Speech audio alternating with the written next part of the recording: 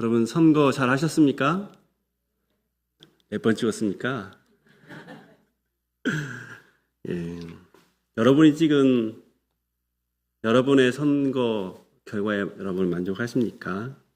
아마 여러분들이 선택한 후보 중에 당선자가 나왔을 수도 있고 낙선자가 나왔을 수도 있습니다. 선거는 이 민주사회에서 합법적으로 권력을 주기도 하고 뺏는 과정입니다. 그래서 소리 없는 전쟁이라는 말로 불려지기도 합니다. 이 승리를 위해서 후보자는 정말 열심히 선거 기간 내에 뜁니다. 목소리가 쇠도록 그렇게 열심히 한 표를 부탁하고 자신의 정책을 말하기도 하고 또 많은 사람들에게 좀 더 감동 주는 그런 행동이나 그런 연설을 하기도 합니다. 후보만이 아니라 후보 캠프 전체가 움직이죠. 가족도 움직입니다. 특히 가족들은 정말 이 후보자들을 위해서 정말 다양한 면에서 헌신하지요. 그리고 그 후보를 지지하는 또 후원자들은 또 물심양면으로 돕습니다. 이런 후보자에게 가장 떨리는 순간은 언제이겠습니까? 개표가 시작되어서 당락이 결정되는 순간입니다. 이번 선거 최고의 결과는 서울시장 결과이죠. 그 아침에 그렇게 결과가 나올 줄 저는 몰랐습니다. 당선이 되어서 기뻐하면서 또 환호하면서 눈물을 흘리는 모습을 보기도 합니다. 여러분, 이 선거는 정말 이 결과가 중요하죠. 그런데 결과만큼 중요한 것이 또 하나 있습니다. 그럼 뭘까요? 과정의 공정성, 절차의 공정성입니다. 만약 이 수많은 사람들이 정말 피땀을 흘리면서 선거를 치러왔지만 그 과정 가운데 치명적인 선거 비리나 편법이나 유법이 드러난다면 그 결과 어떻게 되겠습니까? 당선의 기쁨도 그 직무를 행하는 그 일의 기쁨도 잠시 후 아마 모든 것이 숲으로 돌아갈 것입니다. 지위도 잃고 때로는 어마어마한 이 보존된 선거비를 토해내야 하는 그런 상황도 경험하게 되죠. 이렇게 과정의 공정성과 이 절차를 무시하게 되면 허망한 결말을 마주하게 됩니다. 오늘 본문은 사실 이런 비슷한 면이 있는 가족의 모습을 볼 수 있습니다. 각자의 계획, 편법으로 달렸던 정말 거세게 달렸던 이삭 가문의 그 비극적인 결과를 오늘 본문에서 볼 수 있습니다. 우리가 지난주에 이 창세기 27장 앞부분을 보았지요. 이삭은 에서를 은밀히 부릅니다. 그에게 장자의 축복 계획을 알리죠. 리브가는 이 사실을 알고 야곱을 자신의 방식으로 조종하면서 이렇게 속임수를 써서 아버지의 축복을 받아내라 라고 말합니다. 야곱은 에서의 옷을 입고 에서로 변장한 채 아버지에게 제가 에서입니다 라고 거짓말을 합니다. 결국 야곱은 축복을 받습니다. 그러면 나머지 사람들은 어떻게 됐을까요? 오늘 본문이 그 내용을 담고 있습니다. 오늘 우리가 오늘의 내용을 통해서 우리가 볼 수 있는 교훈은 다음처럼 요약이 될 수 있습니다. 목적이 수단을 결코 정당할 수 없다. 불법적인 수단을 정당할 수 없다라고 하는 것입니다. 사람의 편법과 또 맹목적이고 이기적인 그 노력은 결국 영적인 파산을 가져올 뿐이다라는 이 교훈을 여러분 기억하시고 오늘 말씀을 통해서 우리 내 자신을 돌아보면서 내 힘을, 내 고집을 내려놓는 은혜가 있기를 바랍니다. 또한 우리의 죄악되고 연약한 우리의 실패 속에서도 여전히 역사하시는, 그래서 마침내 하나님의 뜻하신 바를 역사 가운데서 이뤄가시는 그 하나님의 엄중한 통치를 마주하는 은혜도 있으시길 바랍니다. 오늘 말씀을 보겠습니다. 우리 30절에 보면 축복을 받은 야곱이 이삭 앞에서 나간 후에 거의 동시에 그 형이 사냥감을 잡은 상태에서 지금 집으로 돌아오는 내용을 볼 수 있습니다. 이삭은 익숙한 사냥꾼 에서에게 사냥해서 별미를 만들어 가져오면 내가 죽기 전에, 죽을 날이 가까이 얼마 남지 않았는데 죽기 전에 너를 축복하겠다라고 말을 합니다. 아마도 이 시점은 아침일 것 같습니다. 에서는 집에 돌아옵니다. 아버지에게 인사하거나 또 음식 곧 만들어 오겠습니다 라는 그런 간단한 말도 생략한 채 사냥한 고기를 별미로 만드는데 열중합니다. 당시 에서의 사냥이 평소보다 좀 오래 걸려서 그런지, 또는 식사 시간이 너무 늦어져서 그런지, 또는 약속된 축복을 어서 받고자 하는 갈망 때문에 그가 별미 만드는데 집중했는지는 잘 모릅니다.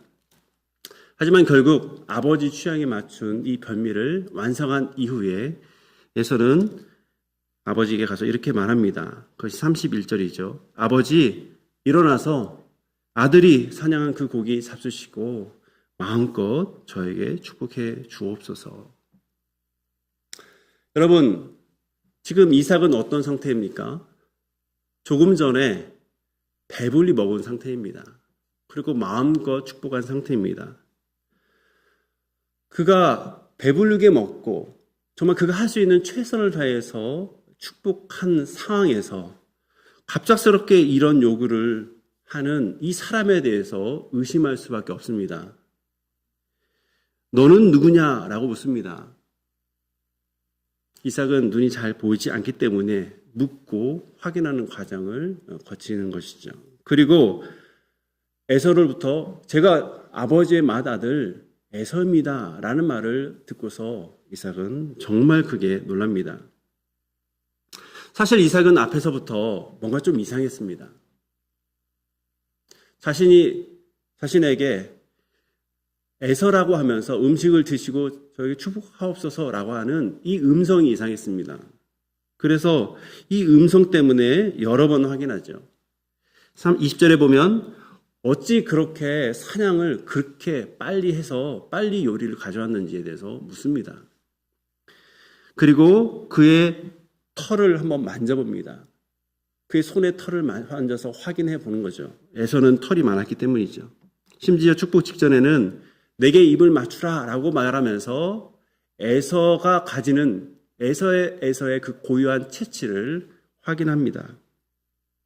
이렇게 수차례 꼼꼼히 확인한 이유는 그가 죽음을 앞두고 하는 이 축복의 무게가 너무나 남달랐기 때문이죠. 그런데 지금 진짜 에서가 나타난 상황에서 저 아버지의 아들 에서입니다. 저 아버지의 맏아들 에서입니다 라는 말을 들을 때 얼마나 놀랐을까요? 그래서 그 반응에 대해서 33절 앞부분에서 이렇게 말합니다. 이삭이 심히 크게 떨며. 여러분, 오늘 본문은 이삭이 받은 충격을 그 당황을 넘어서 떨었다라고, 크게 떨었다라고 그렇게 표현하죠. 히브리 본문은 이 떨림에 대해서 매우 강렬한 떨림이다라고 강조합니다. 그러니까 이삭에게는 이는 이 말을 들은 즉시 정신적인 충격이 온 것이죠. 온몸이 정말 부들부들 떨리는 그런 충격적인 상황을 경험하게 됩니다. 이삭이 왜 이렇게 크게 떨었을까요? 그것은 두 가지 이유 때문이다라고 볼 수 있습니다. 첫 번째로는 자신이 철저히 속았다라는 사실을 깨달았기 때문입니다. 앞에서 이삭은 자신이 에서입니다라고 다가오는 그에게 그의 손을 만져보고 그의 체취를 맡아보면서 수차례 확인합니다. 그런데 그는 속게 되죠. 철저히 속게 됩니다. 그리고 그 속임이 결국 야곱이었다는 것, 야곱이 족장인 자기를 철저하게 속였다라고 하는 것이 이삭에게는 적지 않은 충격일 것입니다. 두 번째로는 그가 에서에게 축복해줬던 자기의 계획이 완전히 무너져 버렸기 때문입니다. 그리고 이 사실을 깨달았기 때문이죠. 여러분, 이삭은 에서를 사랑합니다. 그 이유에 대해서는 창세기에서 그가 하는 음식을 좋아했다라고 말합니다. 그래서 에서를 따로 불러서 그에게 사냥한 음식을 나에게 가져오라. 내가 너에게 축복하겠다라고 그렇게 말을 합니다. 그런데 그런 은밀한 계획이 결국 실패로 돌아가게 되는 것이죠. 왜 이삭이 처음부터 리브가와 야곱 같은 다른 가족 구성원에게는 이 축복을 알리지 않고, 축복 계획을 알리지 않고 에서에게만 축복 계획을 말했을까요? 분명 이삭은 리브에게 하나님께서 말씀하신 큰 자가 작은 자를, 어린 자를 섬기리라 라는 말씀을 알았을 것입니다. 그런데 자신에게 사냥한 고기를 대접하고 너무나 기쁘게 하는 그 첫 번째 아들, 이 에서에게 너무나 마음이 기울었기 때문에 하나님의 뜻과 달리 자신은 은밀하게, 그래서 다른 가족에게 알리지 않고 은밀하게 스스로 에서에게만 장자의 복을 빌려 했던 것이죠. 하지만 이 계획이 결국 물거품이 됩니다. 야곱의 축복은,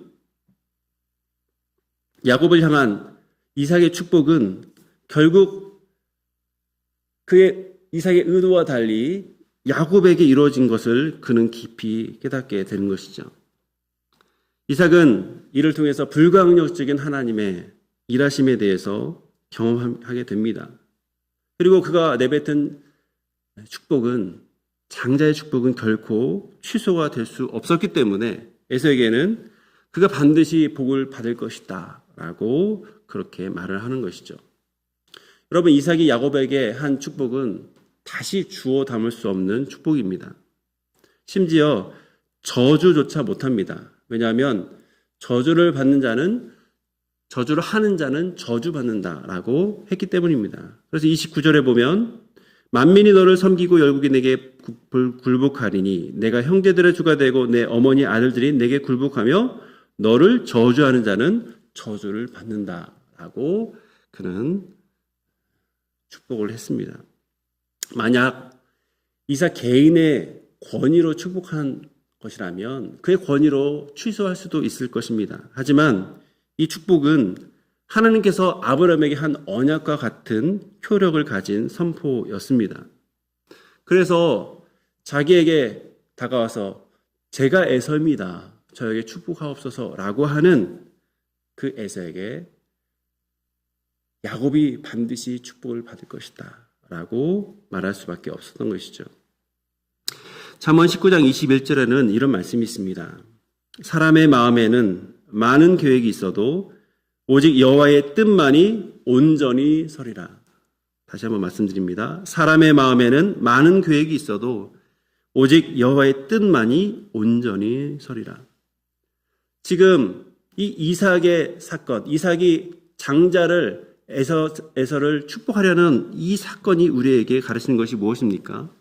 사람은 계획을 세우고 자기 뜻대로 되기를 원하지만 결국 하나님의 뜻만이 온전히 선다는 것을 이 내용을 통해서 우리에게 알려주고 있죠.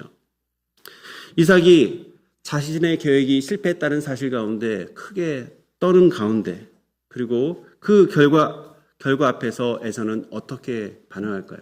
바로 울부짖음으로 반응합니다. 그것이 34절입니다.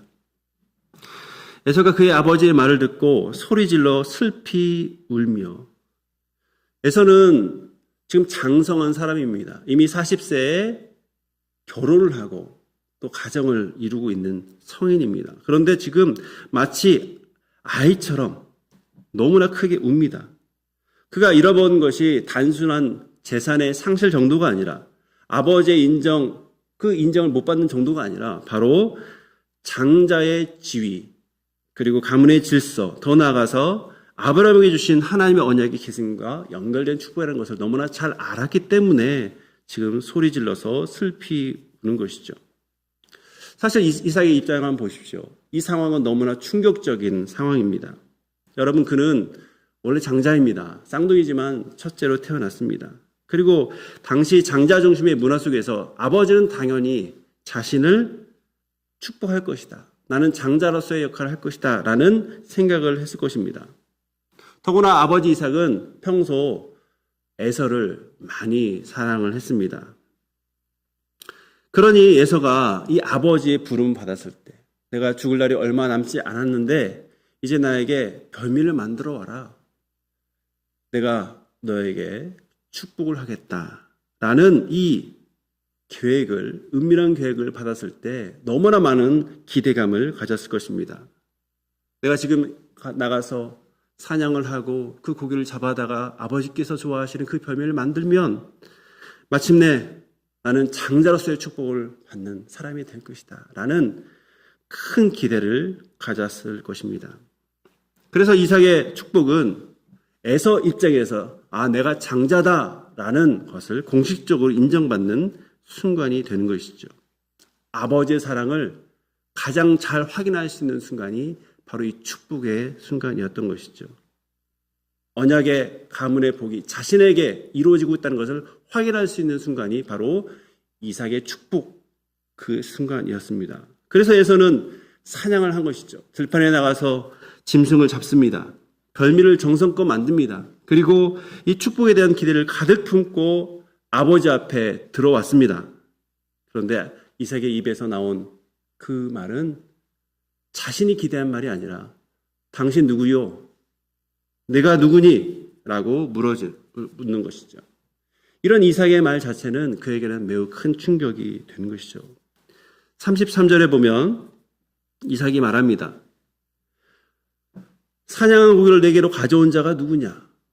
내가 오기 전에 내가 다 먹고 그를 위하여 축복하였은즉 그가 반드시 복을 받을 것이니라.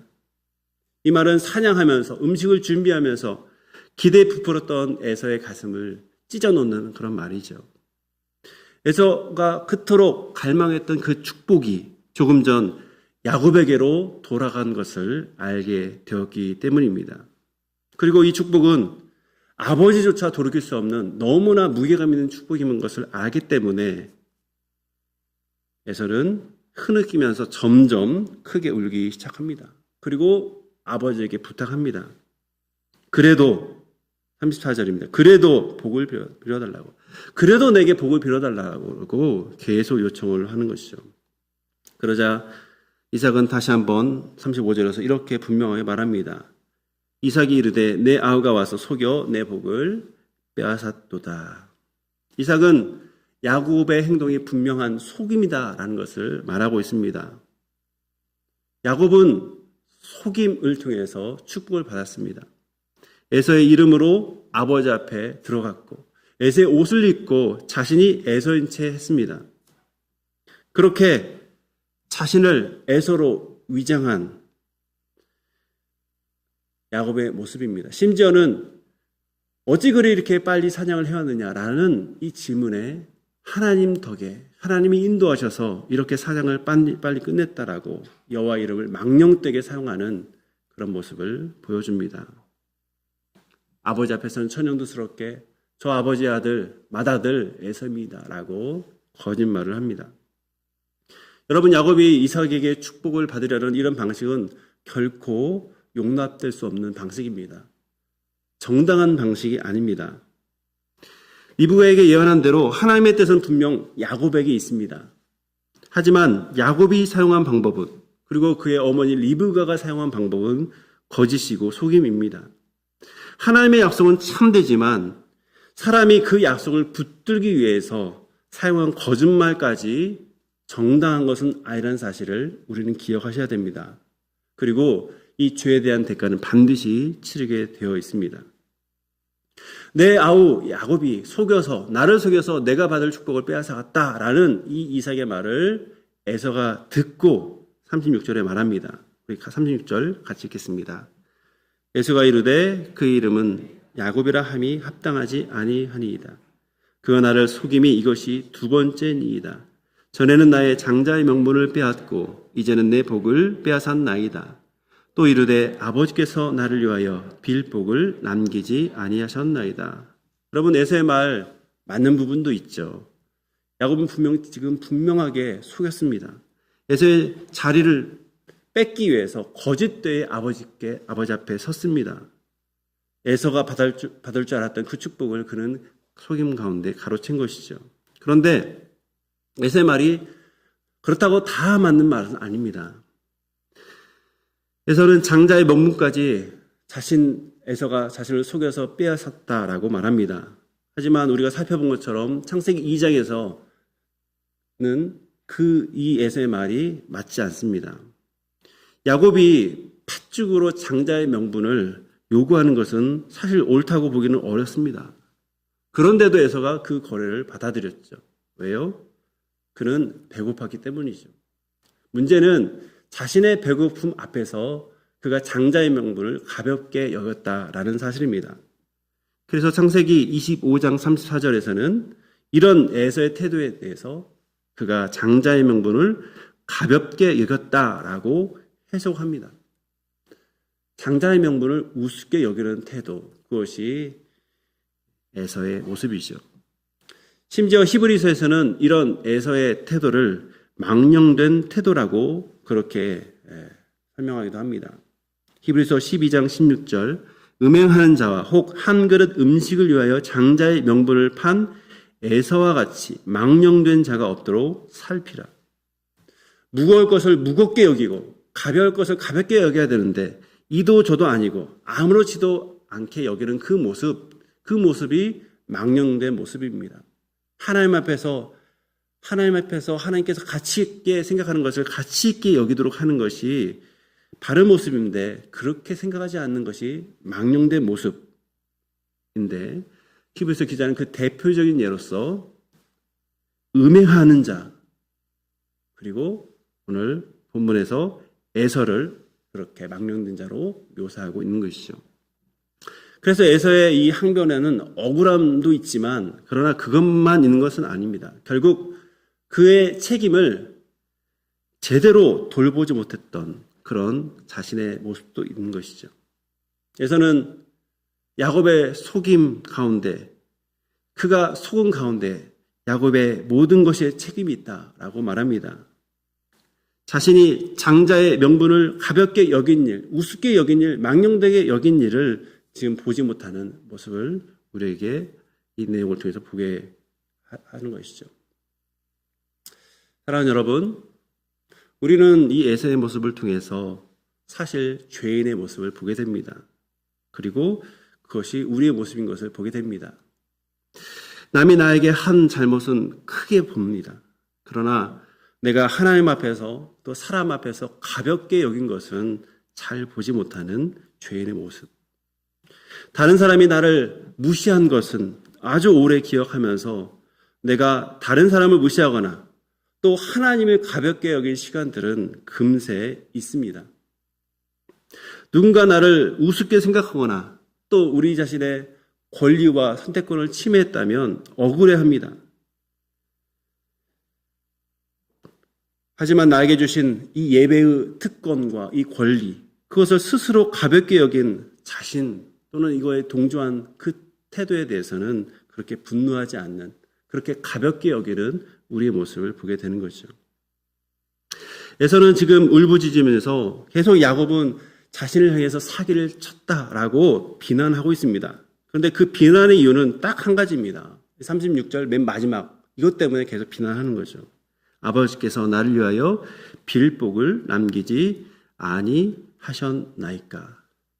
조금 전까지 그는 받기로 한 그 약속, 그 축복의 약속을 조금이라도 아버지로부터 받기 위해서 이렇게 얘기하는 거죠. 하지만 이삭은 야곱에게 선포한 축복을 돌이킬 수 없는 상황입니다. 그래서 37절 뒷부분에 보면 내 아들아, 내가 내게 무엇을 할 수 있으랴. 이삭은 자신이 한 축복의 내용을 재확인시켜주면서 이미 한 그 축복은 번복할 수가 없어. 에서에게 그 축복을 그대로 할 수 없다라고 말을 하고 있습니다.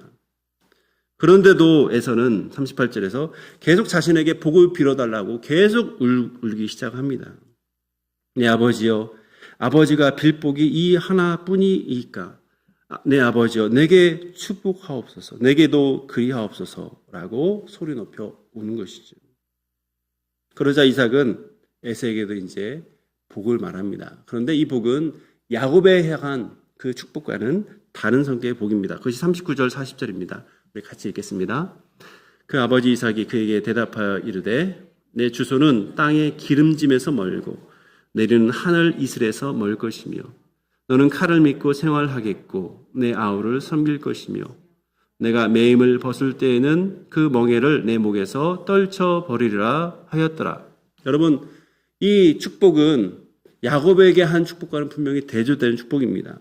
앞서 야곱에게는 하늘의 이슬과 땅의 기름짐, 풍성한 곡식과 포도주의 복을 선포를 합니다. 여러분, 이삭은 기근을 피해서 이동한 이 그랄 지역에서 농사를 짓고 100배의 축복을 경험한 사람입니다. 아브라함은 이동하는 삶을 살았지만 이제 정착 생활을 하면서 아브라함과 이삭의 정착한 가나안에서의 삶의 성격은 목축도 있지만 농경에 있어서 중요하다는 것을 경험하게 됩니다. 그래서 이삭은 이 농업에서의 복을 야곱에게 빌고 그 복 가운데서 그 가나안에서 계속 풍성하게 살기를 그렇게 빌었던 것이죠. 그런데 에서에게는 그 기름진 땅의 풍요가 아닙니다. 칼을 의지하는, 칼을 믿고 생활하는 거친 삶을 선포하고 있습니다. 에서와 그의 후손들이 안정된 농경적인 풍요보다는 결국 거칠고 전투적인 생존의 길을, 때론 약탈을 통해서 생존을 해야만 하는 그 거친 길을 걷게 될 것을 암시하는 거죠. 야곱에게는 형제들의 주가 될 것이다 라는 축복을 합니다. 하지만 본문에서 에서에게는 내 아우를 섬길 것이다 라는 말을 합니다. 결국 하나님께서 리브에게 말씀하신 큰 자가 어린 자를 섬기리라는 그 말씀을 그대로 다시 한번 반영해서 이 말을 하는 것이죠. 물론 에서에게는 또 다른 말을 합니다. 내가 매임을 벗을 때 그 멍에를 내 목에서 떨쳐버리라. 여러분, 야곱은 이스라엘 족속의 시작이 됩니다. 그리고 에서는 에돔 족속의 시조가 되는 것이죠. 그런데 이 두 관계가 어떠냐? 때로 에돔 족속이 이스라엘의 지배에 놓이기도 합니다. 다윗 시대 이 에돔 족속은 다윗 이스라엘 통합 이스라엘 그 나라의 지배를 받는 나라가 되기도 합니다. 하지만 시간이 지나서 그 지배에서 벗어나게 되는 그런 역사를 갖고 있습니다. 오늘 본문에서 중요한 것은 이것이죠. 아무리 에서가 울부짖고 부탁해도 이미 선포한 하나님의 뜻을 반영한 언약은 그 방향은 바뀌지 않는다라고 하는 것이죠. 하나님의 계획은 사람의 계획에 따라서 흔들리지 않는다라는 것. 결국 하나님께서 정하신 뜻은 분명하게 서게 된다는 것을 오늘 말씀 통해서 우리가 알려주고 있습니다. 이렇게 에서는 큰 떤 가운데 그리고 에서는 울부짖은 가운데 있었다면 이 상황을 만들어낸 리브가의 모습은 어떨까요? 그것이 오늘 본문 마지막 부분입니다. 41절에 보면 에서는 야곱을 미워합니다. 오늘 본문에서 미워하다라고 번역된 이 히브리어 사탐이란 말은 일시적인 마음의 상함, 그것 때문에 갖는 미워함, 우리 가정에서 우리 형제들 가운데 서로 말다툼해서 서로 미워하고 삐지고 이런 것이 아닙니다. 그 마음 가운데 깊은 적대감, 그 원한, 복수의 의지마저 가지고 있는 그런 미움을 가리키는 것이죠. 에서의 슬픔은 쌓입니다. 그리고 그것이 분노가 됩니다. 그리고 그 분노는 결국 마음의 복수심으로 그 가득 차게 만드는 것입니다. 그래서 에서는 속으로 말합니다. 아버지를 고할 때가 가까웠은즉 내가 내 아우 야곱을 죽일 것이다. 에서는 지금 당장 야곱을 죽이겠다라고 말하지 않습니다. 아버지가 살아계신 동안에는 참겠다라고 말합니다. 이것은 그와 아버지의 관계가 얼마나 친밀한지를 그런 암시하는 내용입니다. 하지만 그 아버지가 돌아가시면 그때 야곱을 죽이겠다라고 마음을 먹습니다. 이 장면은 창세기에 나오는 첫 번째 살인 장면, 가인이 아벨을 그 분노 가운데 죽이던 장면을 떠오르게 하는 거죠.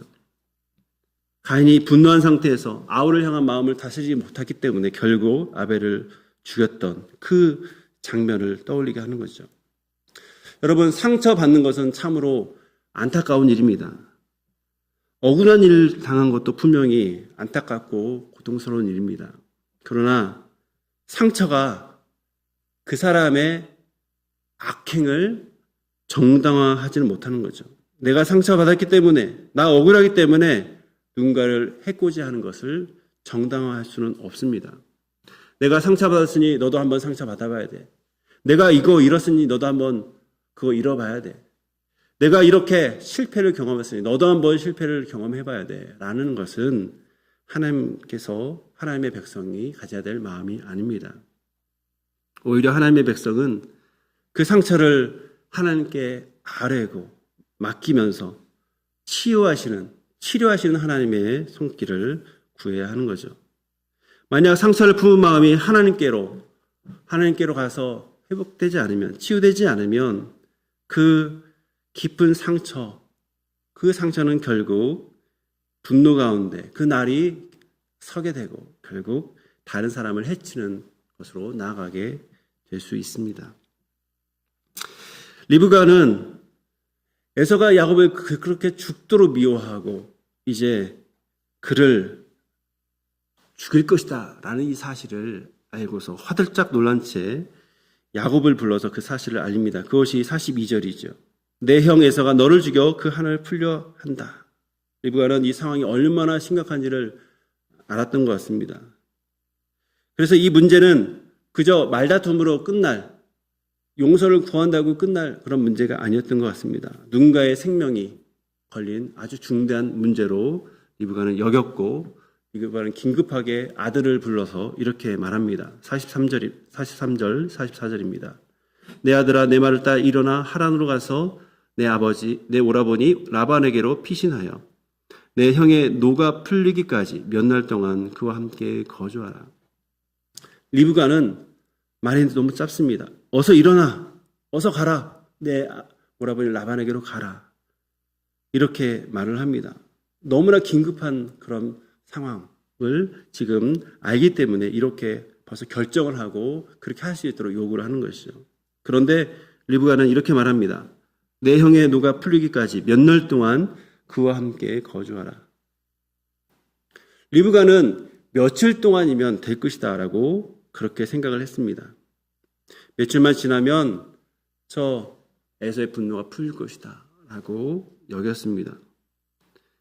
조금 지나면 에서의 노도 풀리고 또 내가 사람을 보내서 야곱을 다시 데려오면 된다라고 생각을 했습니다. 그런데 지금 리브가는 야곱은 잘 봤지만 에서는 잘 보지 못하는 상태입니다. 그 안에 있는 내면의 분노가 얼마나 큰지에 대해서 보지 못한 채 너무나 가볍게 생각하고 있죠. 야곱이 저지른 속임의 결과를 너무나 가볍게 보고 있는 것이죠. 형제가 서로를 속이고 미워하고 죽이려 할 만큼의 이 무너진 이 관계가 그저 며칠 만에 회복될 것이라고 가볍게 생각한 것입니다. 하지만 그 결과는 너무나 다르죠. 야곱은 며칠이 아니라 20년을 집 밖을 떠나서 집에서 떠나 하란에서 머물게 됩니다. 그리고 성경은 이 리브가와 야곱이 다시 만났다는 기록을 담지 않고 있습니다. 리브가는 분명 야곱을 지키려 했습니다. 야곱이 이삭의 축복을 받아야 된다고 생각하면서 다양한 속임수를 제안했고 야곱은 그 속임을 따랐습니다. 그러나 그 결과 야곱을 집에서 떠나게 만들었고 이제 사랑하는 야곱을 리브가는 더 이상 볼 수 없게 되는 것이죠. 오늘 이 본문은 축복을 바라는 이삭의 가문 실패와 그리고 그와 대조적인 하나님의 승리를 보여주는 것이죠. 우리는 각각 나름대로 계산을 합니다. 나름대로 계획을 합니다. 그리고 방식을 때로는 인간적인 방식으로 취합니다. 이처럼 이삭도 은밀한 계획을 세웠지만 무너져 내린 것을 보게 됩니다. 에서의 노력도 결국 숲으로 돌아가는 것이죠. 야곱과 리브가는 그들의 목적을 분명히 이룹니다. 하지만 평생 이별이라고 하는 그의 잘못된 방식으로 평생 이별이라고 하는 이 뼈아픈 대가를 치르게 됩니다. 그래서 잘못된 방식이 오는 그 파멸을 오늘 이 본문은 우리에게 교훈을 하는 것이죠. 한편으로는 이 모든 인간적인 시도와 실패와 또 편법 속에서도 하나님의 그 불가항력적인 주권, 하나님의 언약만이 찬란히 드러나는 그 하나님의 뜻이 승리함을 간접적으로 오늘 본문은 보여주고 있는 것이죠. 사랑하는 성도 여러분, 지금 흘리고 있는 그 땀방울은 무엇을 위한 것입니까? 혹시 에서처럼 영적인 가치를 가볍게 여긴 채 세상에서의 성공만을 위해서 밤낮으로 별미를 만드는데 혹시 열심하고 있는 그런 모습 아닙니까? 혹시 내 뜻을 이루려고 리브가와 야곱처럼 조급하게 인간적인 편법을 동원하고 있지는 않습니까? 그것이 아무리 화려한 별미일지라도 하나님의 정당한 통치를 반대하는 그 통치를 벗어난 수단을 의지하면 안 되는 것입니다. 여러분, 선거가 끝난 뒤에 부정과 편법이 드러나면 결국 사람은 탄식하고 그렇게 하지 않았어야 되는데 라고 후회를 합니다. 여러분, 인생의 마지막 날에 남는 것은 오직 하나님의 뜻과 하나님의 방법에 따른 그 공의로움이 남는다는 사실을 기억하셔야 됩니다. 그래서 우리가 우리 안에 있는 인간적인 그런 고집 또는 이 조급한 그 옷을 우리는 벗어버려야 하는 것이죠. 우리는 내 계획이 무너지는 바로 그 순간, 사실 그 순간이 이해될 수는 없지만 그러나 그때가 우리 인생의 참된 주인이시고 참된 왕이신 그 주님을 대면할 최고의 기회라는 사실을 우리는 기억하셔야 됩니다. 오늘 이 한 주간 인생을 내 뜻대로 움직이려는 이 교만함을 다시금 내려놓고 우리의 중심을 감찰하시는 하나님 앞에서 정직하게 다시 서시기를 바랍니다. 내 계획과 실패 속에서도 마침내 온전한 승리를 이루시는 그 신실하신 하나님을 더 신뢰하는 성도들 되시길 바랍니다. 이 말씀을 기억하고 우리 한번 기도하겠습니다. 하나님의 뜻을 이루기 위해서 인간적인 편법, 이 편법을 혹시나 생각했다면 그러지 않도록 조급한 가운데서 하나님의 뜻을 이루기 위해서 하는 이 모든 방식을 내려놓을 수 있도록 우리 한번 기도하시고 우리가 얻는 어떤 상처와 또 실패 속에서도 하나님의 주권을 신뢰하면서 다시금 정직하게 설 수 있는 우리 모든 주님의 사람 될 수 있도록 우리 한번 같이 기도하도록 하겠습니다. 하나님 아버지, 하나님께서 저희를 사랑하시고 하나님의 언약을 우리에게 주시니 감사합니다. 우리는 하나님의 백성으로서 너무나 좋은 것들을 약속받은 사람들입니다. 우리에게 주신 이 좋은 것들, 그래서 우리의 삶 가운데 하나님의 목적이 드러나길 원하면서 우리는 살아가는 사람들입니다. 그러나 때로 하나님의 뜻보다 내 뜻을 더 중요하게 여기고 내 뜻을 앞세우는 우리의 성급한 모습을 보게 됩니다. 심지어 목적은 선하더라도 그 방법은 정직하지 못했던 그런 많은 사람들의 모습을 동경하기도 합니다. 주님, 하나님의 뜻을 하나님의 방식으로 이룰 수 있도록 주여 저희에게 일하여 주옵소서. 하나님의 뜻을 하나님의 방식으로 이룰 수 있도록 아버지 저희에게 지혜를 주시고 능력을 허락하여 주옵소서. 주님, 우리 계획이 무너질 때 그것이 이해될 수 없지만 그러나 그 안에서 하나님의 하나님 되심을 경험할 수 있도록 도와주옵소서. 내 계획이 무너질 때 오히려 모든 것을 주관하시는 우리의 왕이신 우리의 주인 되신 그 주님을 더 바라보는 순간 되게 하여 주옵소서. 그래서 내 계획이 정말 실패되었을 때도 하나님의 뜻이 온전히 서게 된다는 것을 분명히 신뢰하는 주님의 백성 될 수 있도록 우리를 인도하여 주옵소서.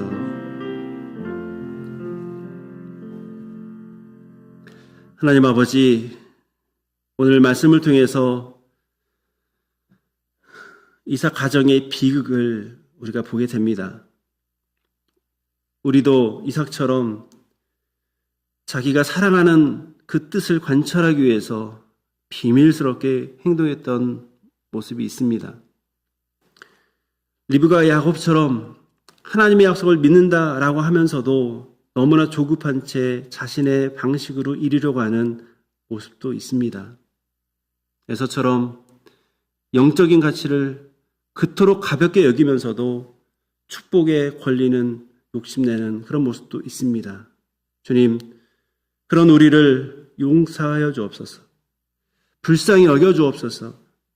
우리 삶 가운데 너무나 귀한 하나님의 영광을 위한 새로운 삶이라고 하는 그 목적을 가지고 있으면서도 불구하고 그 수단을, 잘못된 수단을 사용했던 우리의 모습이 있다면 주여 용서하여 주시고, 하나님의 뜻을 이루는 길에서 하나님의 방법을 따르는 주님의 사람 될 수 있도록 도와주옵소서.